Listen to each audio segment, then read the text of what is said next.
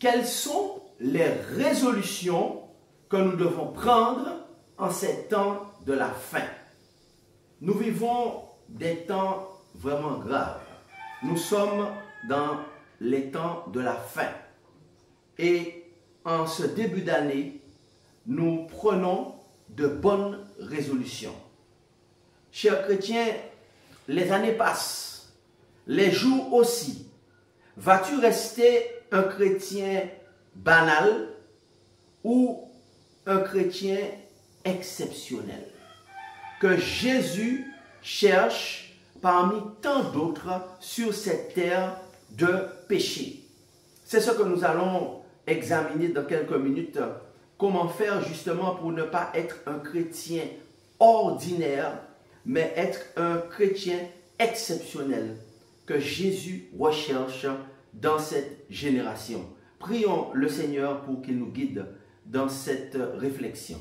Notre Dieu, notre Père, alors que nous sommes en ce début d'année, nous voulons que tu nous guides à travers cette réflexion, que tu nous inspires et que ton Saint-Esprit parle et nous éclaire au nom de Jésus-Christ. Amen. Quelles sont les résolutions? Quelles sont les décisions que nous devons prendre en ce temps de la fin? Chers amis, chers téléspectateurs, le moment est arrivé pour que les vrais chrétiens puissent prendre la décision de faire la différence.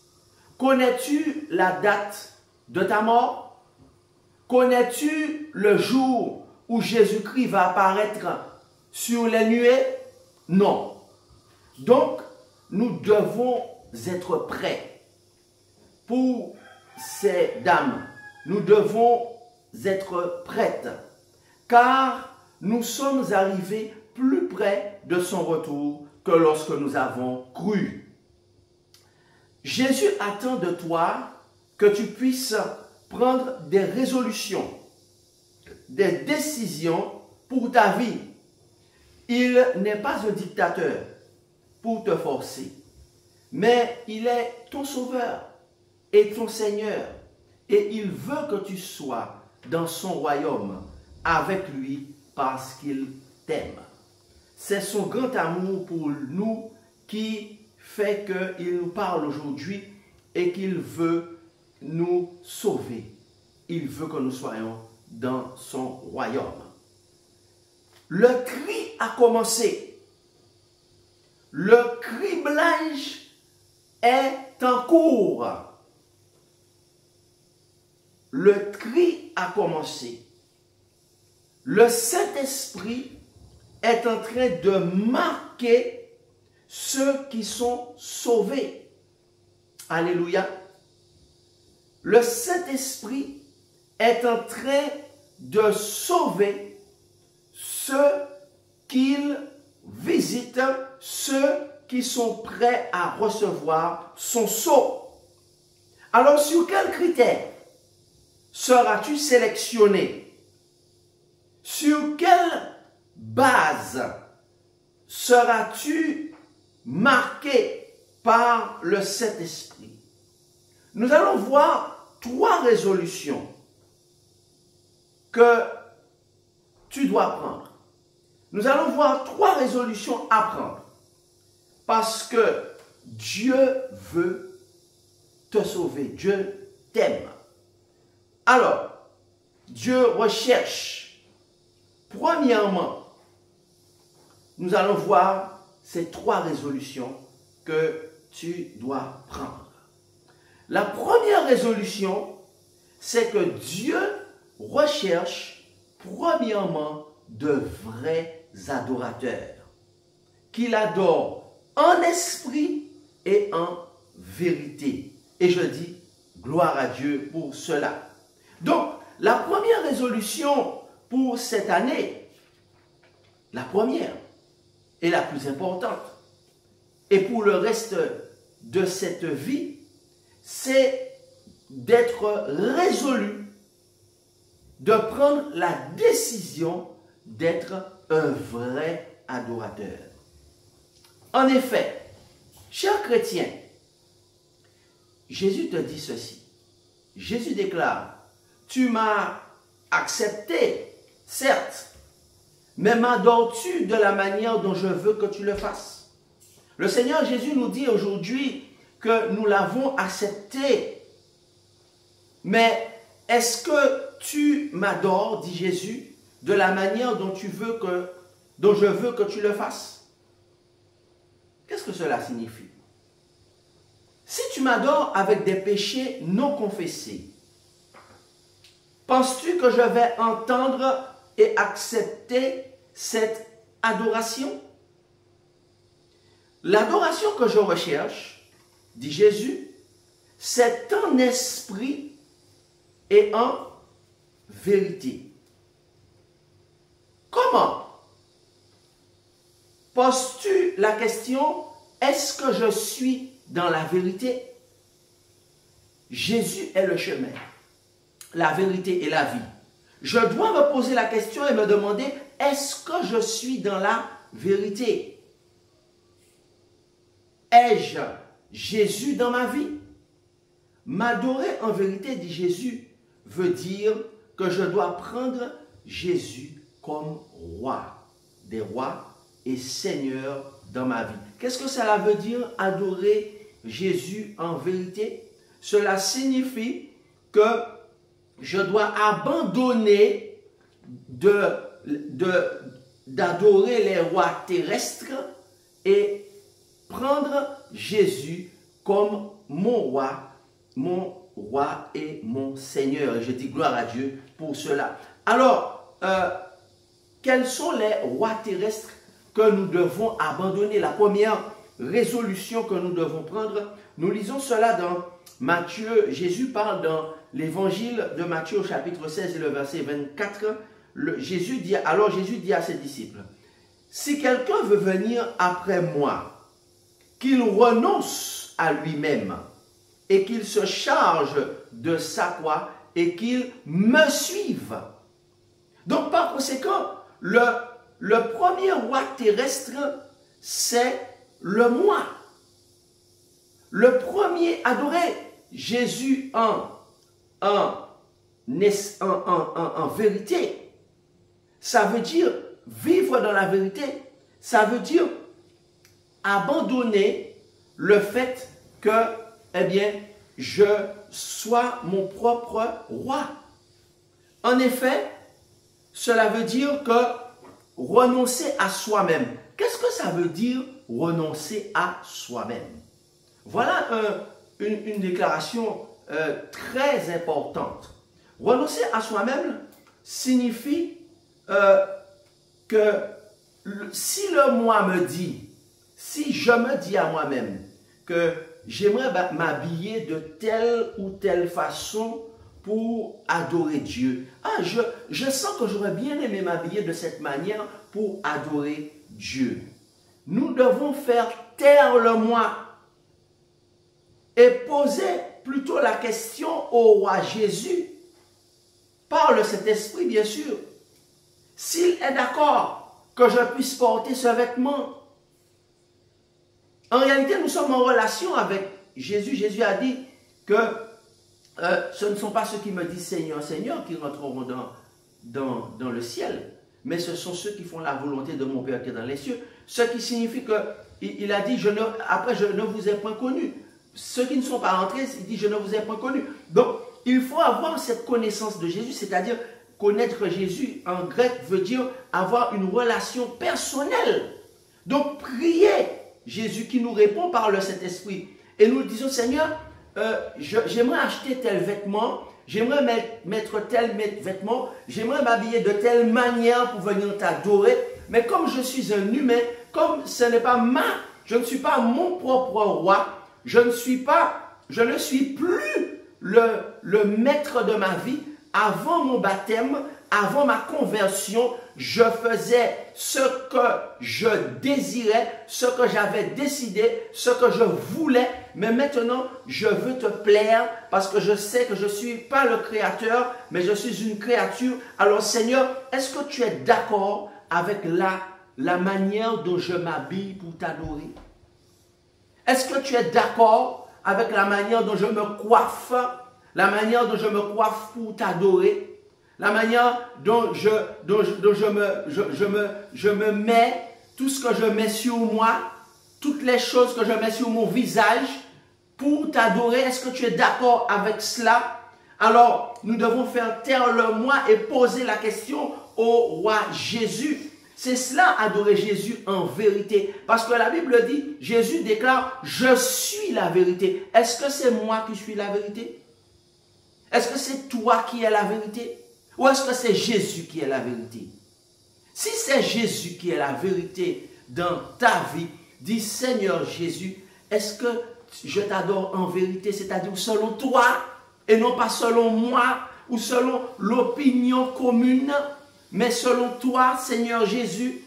Le deuxième roi terrestre que nous devons détrôner, si nous voulons la bonne résolution, la première bonne résolution que nous devons prendre en cette nouvelle année et jusqu'à la fin de notre vie, c'est d'adorer Dieu en esprit et en vérité. Le deuxième roi terrestre que nous devons détrôner, que nous devons remplacer par Jésus-Christ, c'est qui? C'est Satan, le diable. Le premier roi terrestre, c'est le moi. Avant notre baptême, je prenais des décisions. J'aime cette paire de chaussures, je l'achète. J'aime cette jupe, si je suis une femme, je l'achète. Même si elle est courte, même si elle est fendue jusqu'en haut, c'est pas grave, elle me plaît, je l'achète. J'aime ce corsage, même s'il est indécent, c'est pas grave, je l'achète. J'aime ce que je mets sur mon visage, ça me plaît, je le mets sur moi. J'aime cette perruque, j'aime ces cheveux, même si ils ne sont pas de moi-même, mais ça me plaît, je le mets. Il n'y a pas de problème, je fais ce qui me plaît et j'adore Jésus. Et comme on dit, si vous pas content, couchez boy. Excusez-moi l'expression. Non, chers amis. Lorsque je veux adorer Jésus en vérité, ce n'est pas moi qui suis la vérité. Je ne suis pas la vérité. La vérité, c'est Jésus. Alléluia. Donc, par conséquent, je peux me tromper. Je peux me tromper dans ma manière de m'habiller pour adorer le Seigneur. Donc, je dois demander au roi Jésus, Seigneur Jésus, comment est-ce que je dois m'habiller pour t'adorer? Comment est-ce que je dois me coiffer pour t'adorer? Comment est-ce que je dois m'apprêter pour t'adorer? Est-ce que tu es content? Est-ce que tu es honoré de la manière dont je me mets pour t'adorer? Puisque, pourquoi Jésus a dit que le Père est à la recherche de vrais adorateurs? Qu'est-ce que ça veut dire le mot rechercher? Ça veut dire que ce n'est pas quelque chose qui est commun. Il y a beaucoup d'adorateurs. Il y a des millions d'adorateurs.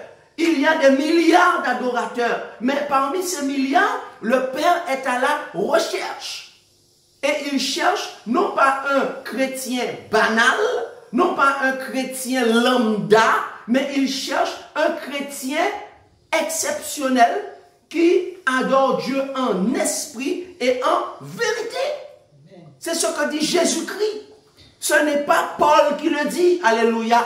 Ce n'est pas Moïse qui le dit, même si nous avons beaucoup de respect pour Moïse. Ce n'est pas Élie le prophète qui le dit, même si nous mettons Élie sur un piédestal. Mais c'est Jésus-Christ, le roi des rois et le Seigneur des seigneurs, qui est la vérité qui le déclare. Et il déclare que le roi Satan, eh bien, nous devons également le mettre par terre. Alors Satan, comment peut-il être notre roi? Vous allez me dire, mais non, serviteur de Dieu, Satan, mais non, Satan n'est pas notre roi. Mais en réalité, chers amis, Satan est un ennemi rusé. En effet, comment Satan peut-il être notre roi? Lorsque nous portons des choses qui ont été inventées par lui. Satan crée des choses, il met des choses, ses agents mettent des choses sur le marché et lorsque nous achetons quelque chose, nous devons prier, dire Seigneur, je souhaite acheter telle chose pour mettre sur moi. Je souhaite mettre telle chose sur ma personne. Je souhaite mettre tel tatouage sur moi. Mais est-ce que c'est toi qui es à l'origine de cela? Et si nous posons cette question à Jésus, ne va-t-il pas nous répondre? Bien sûr qu'il nous répondra. Et il nous dira que je t'ai créé de cette manière, ne viens pas transformer ce que j'ai fait, parce qu'au jour de ta mort, au jour de ta résurrection, je vais te passer en revue et je veux te trouver comme je t'ai créé. Si au jour de ta mort, je vois une personne en face de moi qui n'a rien à voir avec ce que j'ai créé, qui a des artifices de Satan, qui a des accessoires, qu'est-ce qu'il a? Qui a des choses rajoutées que je n'ai pas créées, qui ont été créées dans le monde spirituel, dans le monde des ténèbres, pour pouvoir adorer Satan sans le savoir, eh bien, je ne pouvais pas te reconnaître comme un vrai adorateur. Alors le Seigneur Jésus nous dit d'abandonner Satan, parce qu'en effet, dans Jean chapitre 4, de mettre Satan par terre, Jésus déclare au verset 32, Jésus dit que moi-même je suis un exemple. Il dit aux disciples, j'ai à manger une nourriture que vous ne connaissez pas. Les disciples ne comprennent pas, les disciples se disent, mais quelqu'un lui aurait-il apporté à manger? Et Jésus leur dit, ma nourriture est de faire la volonté de celui qui m'a envoyé, d'accomplir son œuvre. Alléluia. Donc Jésus lui-même a été un exemple. Il a dit que le rapport qu'il avait à l'obéissance à son Père est le même rapport que nous avons avec la nourriture. La nourriture, nous devons la prendre régulièrement pour rester vivants spirituellement. Alors nous devons faire la volonté de Dieu régulièrement pour rester en vie spirituellement. Pour être reconnu comme un vrai adorateur. Donc Jésus lui-même a été un exemple pour nous. Et voilà pourquoi par la bouche de son prophète, le prophète Jérémie, Jésus dit que je connais les projets que j'ai formés sur toi. Les projets de faire de toi un chrétien, un homme exceptionnel, un adorateur exceptionnel, un chrétien exceptionnel. Mais comment? Alors il donne la réponse au verset 13. Il dit, vous me chercherez et vous me trouverez si vous me cherchez au verset. Alors à partir du verset 12, il dit, oui c'est ça, vous m'invoquerez et vous partirez. Vous me prierez et je vous exaucerai. Ça veut dire que je vais vous bénir en cette nouvelle année. Vous pourrez faire vos projets. Mais il dit à une condition. Il dit au verset 13, vous me chercherez et vous me trouverez si c'est la condition. Vous me cherchez de tout votre cœur. Qu'est-ce que ça veut dire chercher Dieu de tout son cœur?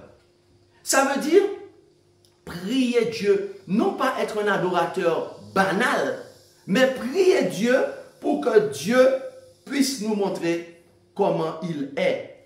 Il dit qu'on va le trouver si on le cherche de tout notre cœur. En effet, nous ne voulons pas porter des choses que Satan a inventées et être de faux adorateurs.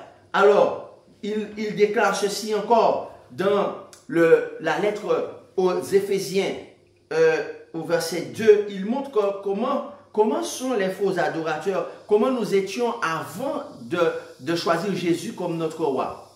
Vous étiez morts par vos offenses et par vos péchés dans lesquels vous marchiez autrefois. Donc, on marchait selon le péché. Mais là maintenant, il nous demande il dit, dans lesquels vous marchiez autrefois, selon le train de ce monde.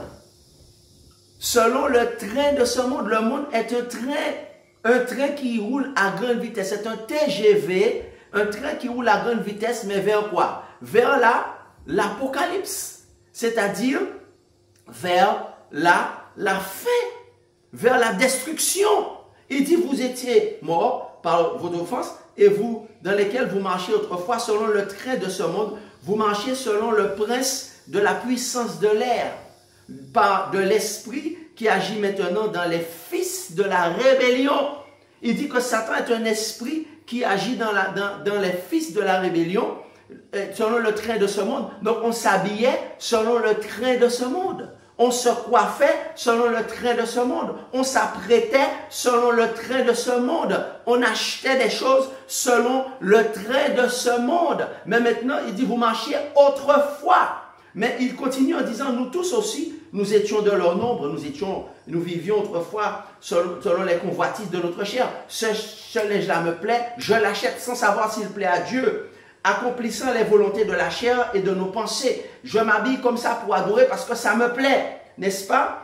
Et nous étions par nature des enfants de colère comme les autres. Mais Dieu qui est riche en miséricorde, à cause du grand amour dont il nous a aimés, nous qui étions morts par nos offenses, nous a rendu la vie avec Christ. C'est par la grâce que vous êtes sauvés, nous a ressuscités ensemble et nous a fait asseoir dans les lieux célestes en Jésus-Christ. Et je dis gloire à Dieu pour cela. Donc maintenant, Jésus-Christ veut nous faire, il est assis où? Il est assis sur le trône avec son Père.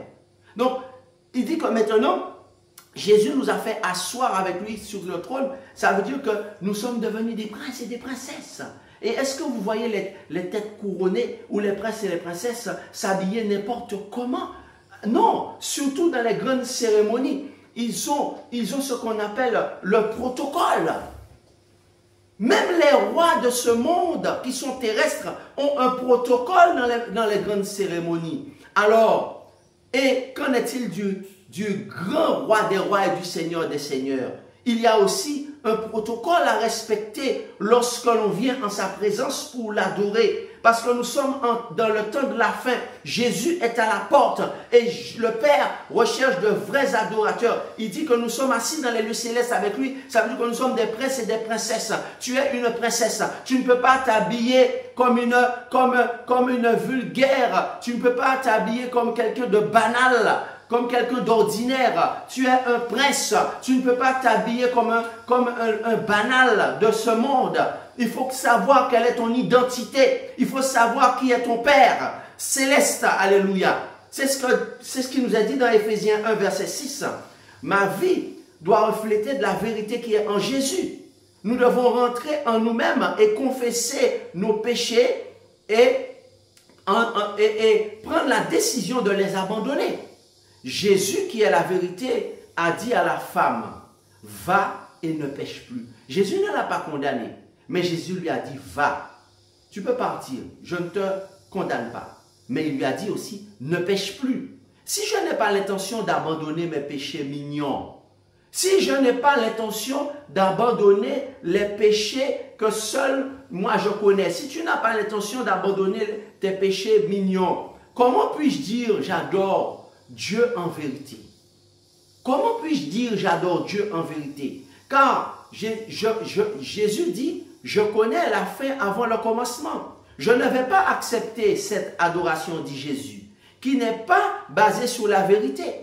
David était l'homme selon mon cœur. Et il disait dans sa prière, je reconnais mes transgressions. Dans le psaume 51, il dit, je reconnais mes transgressions et mon péché est constamment devant moi. Ta première résolution en cette nouvelle année, c'est reconnaître tes transgressions.